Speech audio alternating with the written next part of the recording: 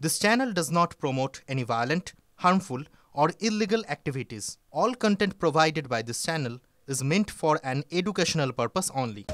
সুন্দরবন সেখানে কুয়াশা সুযোগে অনুপ্রবেশের বারবারন্ত এমনটাই তথ্য সামনে আসছে। জলপথে কাঁটা তার না থাকার সুযোগে অবাধে অনুপ্রবেশ, মৎস্যজীবীদের ট্রলারে চেপেই এ রাজ্যে ঘাঁটি অনুপ্রবেশকারীদের। সুন্দরবনের নদীপথ এবং ঘন জঙ্গলকে নিজেদের অনুকূলে ব্যবহার করে দীর্ঘদিন ধরেই কাজ চালিয়ে যাচ্ছেন চোরাচালানকারী এবং অনুপ্রবেশকারীরা। বর্তমান পরিস্থিতিতে সেই সম্ভাবনাও বেড়েছে কয়েক গুণ। নেপাল সীমান্তের কড়া প্রহরা এড়িয়ে ভারত বাংলাদেশ সীমান্তকে পাক জঙ্গিরা ব্যবহার করতে চাইছে বলেই অনুমান গোয়েন্দাদের। সেক্ষেত্রে বাংলাদেশ লাগোয়া সুন্দরবনের জলপথ যে জঙ্গিরা ব্যবহার করছে না, সেই সম্ভাবনা একেবারে উড়িয়ে দেওয়া যাচ্ছে না। অনুপ্রবেশের ক্ষেত্রে বছরের অন্যান্য সময়ের তুলনায় শীতকালই আদর্শ সময়, দাবি গ্রামবাসীদের। গ্রামে এসে বাংলাদেশিরা আশ্রয় নেয়, তারপরে এখান থেকে সকলের নজর এড়িয়ে অন্য জায়গায় যাওয়ার চেষ্টা করে, এরকম ঘটনা তো ঘটে। হ্যাঁ, এরকম ঘটনা অনেকবারই ঘটেছে। তারা সন্দেশখালীতে গিয়ে অনেকবারই ধরা পড়েছে, বা ওখান দিয়ে সন্দেশখালী থানার থেকে ওখানে অনেকবারই তাদের চালান টালান করেছে। এখানে এসে কোথায় থাকে? এখানে কোনো দেশে এই কাছাকাছি কোনো ঘরে আশ্রয় নেয়, নিয়ে সেখান দিয়ে পয়সার বিনিময়ে তারা দেখা যাচ্ছে গরিব মানুষ, তারা দেখা যাচ্ছে 2000-3000 টাকা দিচ্ছে, তারা ওখানে আশ্রয় নিচ্ছে, নিয়ে এখান থেকে একটা বোট 4-5 হাজার টাকা ভাড়া নিয়ে তারা চলে যাচ্ছে। তো সব দিক দিয়ে আটকানোর চেষ্টা করছে, কিন্তু তাও ফাঁক ফোকর বলে। হ্যাঁ, তাও ফাঁক ফোকর হয়ে মোটামুটি ইন্ডিয়া এসে এইসব প্ল্যান চালিয়ে যাচ্ছে। নজরদারি ঠিক কম আছে, যা আছে তোমার জয়গঞ্জ বাজার থেকে আছে, এধারে আসে না, কম আসে। শীতকাল বলেই না, প্রায় টুকটাক রোলিং হতো, শুধু অনলি শীতকাল বলেই না। কিন্তু শীতকালে একটু বেশি হয়, কারণ কুয়াশায় ঢাকা থাকে, মেঘাচ্ছন্ন থাকে, তো দেখা যায় না, সেই সময় বেরিয়ে আসে। মানে দূরের বেশি দূর দেখা যায় না, নজরদারি চালানো যায় না নাকি? বেশি দূর না দেখতে পারলে তো পারে আসবি। মাঝে মধ্যে বছরে 2-4টি এরকম ঘটনা হয়তো ঘটতে পারে, হ্যাঁ, কিন্তু এই জায়গায় আমার মনে হয় বিএসএফ তারা যদি যথাযথ দায়িত্ব পালন করে আর লোকাল মানুষের সঙ্গে জনসংযোগ রাখে, মানুষ সাহায্য করবে। কারণ মানুষ এখানকার সুন্দরবনের গ্রামের মানুষ কিন্তু অনেক সরল। সুতরাং আমাদের হিঙ্গলগঞ্জ কিন্তু সেরকম কোনো ঘটনায় পরিচিতি লাভ করেনি, কিন্তু এগুলো সাবধান থাকা দরকার। অশান্ত বাংলাদেশ, আর তারই মাঝে রাজ্যের মুর্শিদাবাদ থেকে ক্যানিং একের পর এক জঙ্গি সংগঠনের সদস্য গ্রেপ্তার হওয়া, এমনকি ভিন রাজ্যে গ্রেপ্তার হওয়া জঙ্গি সংগঠনের সদস্যদের সঙ্গেও বাংলা যোগের তথ্য সামনে উঠে আসা। আর শুধু তাই নয়, এহেন আবহের মধ্যেই আবার পাসপোর্ট জালিয়াতি চক্রের সঙ্গে যুক্ত থাকার অভিযোগে এক প্রাক্তন পুলিশকর্মীর গ্রেপ্তার হওয়ার মতন ঘটনা। সব মিলিয়ে আভ্যন্তরীণ সুরক্ষা নিয়ে রীতিমতো প্রশ্ন তুলতে শুরু করেছেন বিভিন্ন মহল। আর তার কারণ অনুপ্রবেশ। আর সেই অনুপ্রবেশ ইস্যুতেই কিন্তু দিন কয়েক আগে বিএসএফের ব্যর্থতাকেই দায়ী করেছেন খোদ রাজ্যের মুখ্যমন্ত্রী। এমনকি বিরোধী দলনেতা শুভেন্দু অধিকারী তিনিও কিন্তু এই অনুপ্রবেশ ইস্যু নিয়েই দিন কয়েক আগে শাসক দলের মদতেই এই অনুপ্রবেশ হচ্ছে এমনটাই দাবি করেছেন। তার পাশাপাশি তিনি আরও যেটা দাবি করেছেন যে এই গোসবা বা সুন্দরবনের বিভিন্ন দিক থেকে জলপথে ক্যানিং, বারুইপুর, এমনকি কামালগাজী হয়ে ঢুকে পড়ছেন অনুপ্রবেশকারীরা। কখনো আবার তারা অনুপ্রবেশ করছেন বাসন্তী হাইওয়ে থেকে সায়েন্স সিটি হয়ে। আর এই যে বিস্তীর্ণ জলপথ, যেখানে কোনো রকম কোনো কাঁটাতারের বেড়া নেই কোনো ফেন্সিং, শুধু আছে কোস্টগার্ড থেকে শুরু করে বিএসএফের নজরদারি। ইতিমধ্যেই কিন্তু সেই নজরদারি আরও জোরদার করা হয়েছে, এমনটাও দাবি করা হচ্ছে প্রশাসনিক মহল থেকে। আর যে সমস্ত গ্রামগুলো রয়েছে সেখানেও কোস্টাল থানা থেকে শুরু করে ফরেস্ট ডিপার্টমেন্ট, এমনকি প্রশাসনের যে নজরদারি, সেই নজরদারিও বাড়ানো হয়েছে। কিন্তু আভ্যন্তরীণ সুরক্ষা নিয়ে এই অনুপ্রবেশ ইস্যুতে কিন্তু প্রশ্ন থেকেই যাচ্ছে। কুমিরবাড়ি থেকে ক্যামেরায় বিনোদ সিং এর সঙ্গে সুপ্রিয় গুহ, TV9 বাংলা।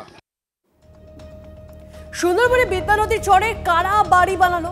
নদীর চরে কংক্রিটের দোতলা বাড়ি কাদের? কি করছে প্রশাসন? সুন্দরবনে নদীর চর দখল হয়ে যাওয়ায় উঠছে প্রশ্ন।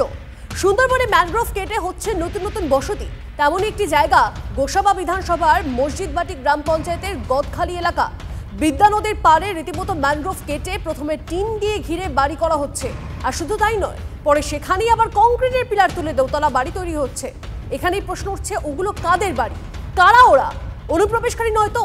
কারাই বা ওদেরকে বাড়ি বানাতে দিল?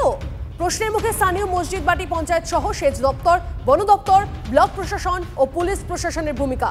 নদীর চরে বহিরাগতদের বাড়িঘর তৈরি নিয়ে শাসক দলের বিরুদ্ধে সোচ্চার বিরোধী দলগুলি। সুন্দরবনের দ্বীপাঞ্চল কার্যত কিন্তু বলা যেতে পারে এইভাবে কিন্তু দখল হয়ে যাচ্ছে। বাইরে থেকে লোকজন তারা এসে নদীর চরে ম্যানগ্রোভ কেটে সেখানে কিন্তু বসতি স্থাপন করছে। শুধু এখানে এই রকম কিন্তু ঝুপড়ি ঘর নয়, রীতিমতো কংক্রিটের বাড়ি কিন্তু সেখানে তৈরি করা হচ্ছে।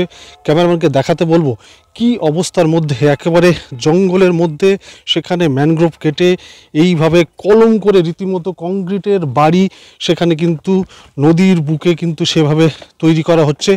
প্রশাসনের কিন্তু কোনো নজরদারি নেই, না সেচ দপ্তর, না বন দপ্তর, স্থানীয় গ্রাম পঞ্চায়েত, পুলিশ প্রশাসন। আমরা এখানে দেখাবো যে কিভাবে একেবারে জঙ্গলের মধ্যে ম্যানগ্রোভ কেটে একেবারে বিদ্যা নদী রয়েছে, সেই বিদ্যা নদীর পাড়েই কিন্তু এইভাবে সেখানে কংক্রিটের বাড়ি তৈরি করা হচ্ছে। কোনো আইনি বৈধতা নেই, একেবারে সুন্দরবনের পরিবেশকে ধ্বংস করে কিন্তু কার্যত এইভাবে যে একেবারে সুন্দরবনের যে নদী, ম্যানগ্রোভের জঙ্গল এবং সেই নদীর চরে সেখানে এখানকার কিছু মানুষ তারা কিন্তু বাড়ি করে বসবাস করছেন এবং তারা কি অবস্থার মধ্যে আছেন, তাদের কোনো আইনি কোনো বৈধতা তো যেমন নেই, সেই সঙ্গে সঙ্গে কিভাবে তারা বাড়িটা করতে পারলেন। করেছি তখন তো কেউ ছিল না, এখানে কেউ ছিল না, আমি একাই মানে এই মাটি ভরে এখানে ঘর করেছি। কেউ আপত্তি বাধা দেয়নি? কেউ আপত্তি না, তখন আমাকে কেউ আপত্তি করেনি, ওদেরকে আপত্তি করেছে কিন্তু আমাদের করেনি, আমাকে বিশেষ করে, আমার কেউ নেই। বাইরে থেকে যদি কোনো লোকজন এসে তারা যদি এখানে বসতি স্থাপন করেন, ফলে সেক্ষেত্রেও কিন্তু একটা চূড়ান্ত নজরদারির কিন্তু একটা যে অভাব রয়েছে সেটা কিন্তু চোখে আঙুল দিয়ে কিন্তু দেখিয়ে দেয়। সুন্দরবন থেকে অভিজ্ঞান নস্কর, TV9 বাংলা। নদীর চর দখল করে গোসাবার গদখালিতে কংক্রিটের বাড়ি তৈরি হচ্ছে, দোকান তৈরি হচ্ছে। একই রকমভাবে সাজ্জেলিয়া, লাহিড়িপুর, মোল্লাখালী, কুমিরমারি, রাধানগর, আমতলী সমস্ত এলাকা, বালি সমস্ত এলাকা নদীর চর তৃণমূলের নেতারা দখল করে নিয়ে টাকা দিয়ে বিক্রি করছে বিভিন্ন মানুষের কাছে। তার মধ্যে এমন মানুষজন আছে যাদের পরিচয় এলাকার মানুষজন জানে না, কারা তারা, কোথা থেকে আসছে। আজকের দিনে দাঁড়িয়ে অত্যন্ত ভয়ের ব্যাপার। আসলে গত 14 বছরের এই যে সময়, সমস্ত অবৈধ জায়গা, সরকারি জায়গা লুটপাট করে খাওয়া হয়ে গেছে, এখন আর কোথাও কিছু খুঁজে পাচ্ছে না। এখন এই যে নদীর চর, যেটা নদীর বালুকারাশি জমে জমে, বালি জমে জমে যে চর তৈরি হয়েছে, যেখানে ম্যানগ্রোভ অরণ্য তৈরি হয়েছে, ম্যানগ্রোভ উদ্ভিদ তৈরি হয়েছে, সুন্দরবনের যা ঐতিহ্য সেগুলো কেটে কেটে, সেগুলো উচ্ছেদ করে সেগুলোও দখল হয়ে যাচ্ছে। আর কিছুদিন থাকলে পুরো সমস্ত কিছু এরা দখল করে নেবে। আমরা বারবার প্রশাসনকে এ বিষয়ে সচেতন করেছি, কিন্তু প্রশাসনও তো এর সঙ্গে যুক্ত আছে। সে আগের প্রধান হয়তো কি জানলে জানতে পারে, আমার পিরিয়ডে হয়নি এসব। দেখবেন ও বাড়ি পুরানো বাড়ি অনেক, এখন নতুন বাড়ি হচ্ছে ওখানে না, ওখানে কোনো নতুন বাড়ি হয়নি তো।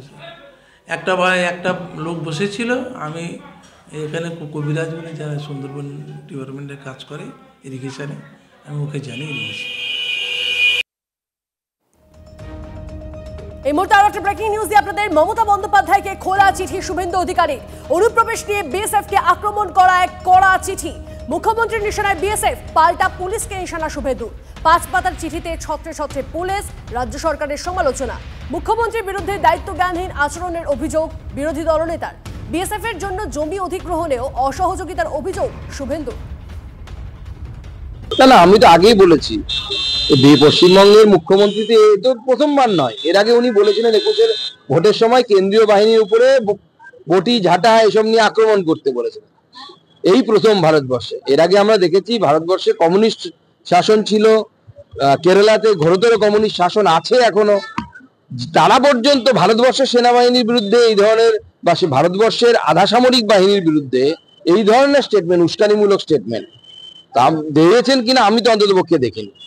দুর্ভাগ্যের বিষয়, পশ্চিমবঙ্গ তথা বাংলা একসময় জাতীয়তাবাদের উৎস কেন্দ্র ছিল, এপিসেন্টার ছিল, সেই বাংলা থেকে এখন ভারতবর্ষের আধা সামরিক বাহিনীর উপরে লাঞ্ছন লাগানো হচ্ছে, আধা সামরিক বাহিনীকে টার্গেট করা হচ্ছে।